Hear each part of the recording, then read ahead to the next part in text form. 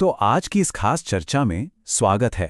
आज हम एक बेहद ही दिलचस्प कॉन्सेप्ट को डिकोड करने वाले हैं, जिसे कहते हैं इकिगाई।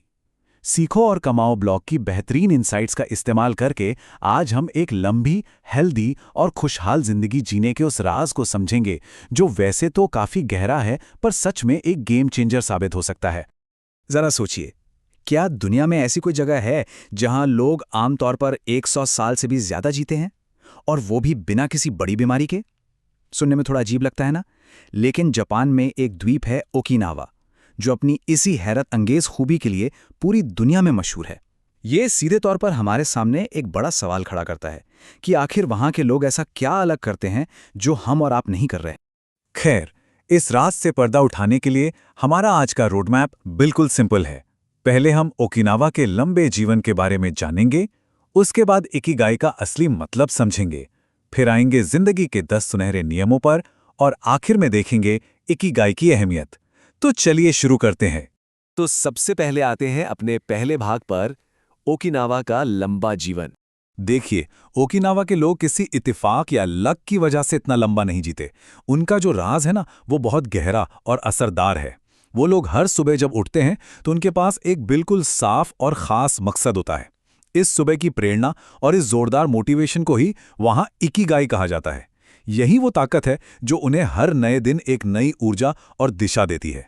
अब बढ़ते हैं दूसरे भाग की तरफ। इकिगाई का आखिर असली मतलब क्या है? असल में इकिगाई शब्द इस पूरे कॉन्सेप्ट को बहुत ही बखूबी समझाता है।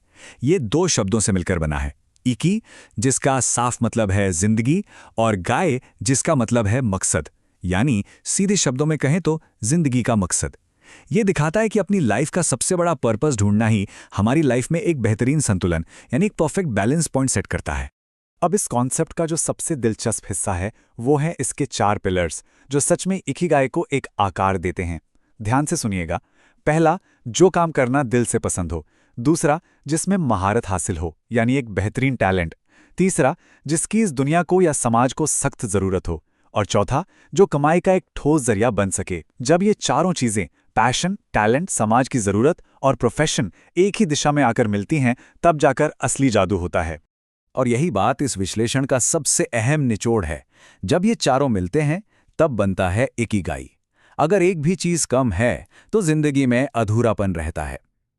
जिंदगी में खालीपन, या वो जो एक अजीब सी बेचैनी महसूस होती है ना, उसे दूर करने के लिए इन चारों पहलुओं का एक आदर्श बिंदु पर मिलना एब्सोल्युटली जरूरी है। अब आते हैं तीसरे और सबसे एक्शनेबल भाग पर, जिंदगी के 10 सुनहरे नियम। चलिए देखते हैं ये डेली लाइफ में कैसे काम आते हैं। तो पहला नियम बहुत सीधा सा है, हमेशा एक्टिव रहें।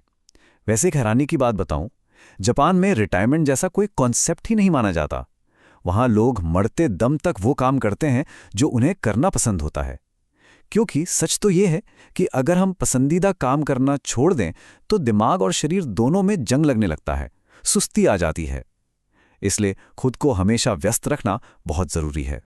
अब दूसरा नियम देखिए। आज की जो हमारी मॉडर्न लाइफ है ना, वो पूरी तरह भागदौड़ से भरी हुई है। हर कोई बस एक रेस में दौड़ रहा है। लेकिन इसके बिल्कुल उलट इकिगाई का दूसरा नियम कहता है, जल्दबाजी छोड़ें, थोड़ा ठहरें। धीरे चलने और हर एक पल का सुकून से आनंद लेने से जीवन सिर्फ लंबा ही नहीं होता, बल्कि सच में और भी ज्यादा बेहतर और खुशहाल बनता है। तीसरा नियम थोड़ा अजीब लग सकता है, पर यह एक जबरदस्त आदत है। इसे कहते हैं हारा हाची भू, जिसका सीधा सा मतलब है सिर्फ 80% पेट भरना। मतलब ओकिनावा के लोग कभी भी गले तक ठूस ठूस कर नहीं खाते। जब उन्हें लगता है कि 80% भूख मिट गई है, वो वहीं रुक जाते हैं। इस छोटी सी ट्रिक से क्या होता है कि शरीर में दिन भर चुस्ती बनी रहती है, और खाना खाने के बाद वो जो नींद और भारीपन आता है ना, वो बिल्कुल गायब हो जाता है। अब चौथे और 5वें नियम को एक साथ देखते हैं। एक अच्छे दोस्तों का सर्कल होना, ये कोई लग्जरी नहीं, बहुत ही जरूरी हिस्सा है। दोस्त सिर्फ गप्पे मारने के लिए नहीं होते, वो स्ट्रेस को कम करने का सबसे आसान और नेचुरल तरीका है। दूसरी तरफ 5वां नियम कहता है कि अगले जन्मदिन तक फिट रहा जाए, और इसके लिए किसी महंगे जिम की कोई जरूरत नहीं है। रोजाना थोड़ी हल्की स्ट्रेचिंग, वॉक या योगा काफी है। शरीर को बस एक्टिव और चलता फिरता रखना ही फिटनेस की असली कुंजी है। छठा, 7वां और 8वां नियम ऐसी आदतों के बारे में हैं जो सीधे हमारी आत्मा से जुड़ी हैं। देखिए, मुस्कुराते रहना न सिर्फ हमारा खुद का मूड ठीक करता है, बल्कि आसपास के माहौल को भी पॉजिटिव बनाता है। प्रकृति से जुड़ना, कभी कभी खुली हवा और पेड़ पौधों के बीच वक्त बिताना हमारी अंदरूनी बैटरी को रिचार्ज कर देता है। और 8वां नियम है धन्यवाद देना। अपने पूर्वजों को, प्रकृति को और जो खाना हमारी थाली में, उसके लिए आभार व्यक्त करना। ये आदत हमारे दिल को एक गहरी शांति से भर देती है। तो अब आते हैं 9वें नियम पर, आज में जिएं। देखिए, बीते हुए कल का अफसोस करना और आने वाले कल की चिंता करना, सच कहूं तो ये दोनों बातें बिल्कुल बेकार हैं, क्योंकि इन पर हमारा कोई कंट्रोल नहीं है। हमारे पास हकीकत में सिर्फ और सिर्फ आज का दिन है। जो कल चला गया वो बदला नहीं जा सकता, और आने वाला कल तो अभी आया ही नहीं है। इसलिए अपना पूरा ध्यान सिर्फ आज और इस एक पल पर ही लगाना चाहिए। और आखिर में ये 10वां नियम हमें सबसे अहम दिशा दिखाता है। अपने इकिगाई को फॉलो करें। हम सभी के अंदर एक छिपा हुआ जुनून और एक खास टैलेंट जरूर होता है। बस जरूरत है तो थोड़ा अपने अंदर झांकने की। उस पसंदीदा काम को ढूंढना और उस पर ईमानदारी से मेहनत करना ही वो अल्टीमेट रास्ता है जो वाकई एक शांत और सुकून भरी जिंदगी की तरफ ले जाता है। अब इस चर्चा को आगे बढ़ाते हुए आते हैं अपने आखिरी भाग पर, कि आखिर इन सब के बीच इकिगाई की सबसे बड़ी अहमियत क्या है। देखिए, इकिगाई कोई सिर्फ किताबी ज्ञान या भारी भरकम थियोरेटिकल फिलॉसफी नहीं है। ये दरअसल एक खुशहाल जिंदगी जीने का एक पूरा और आसानी से लाइफ में अपनाने लायक फॉर्मूला है।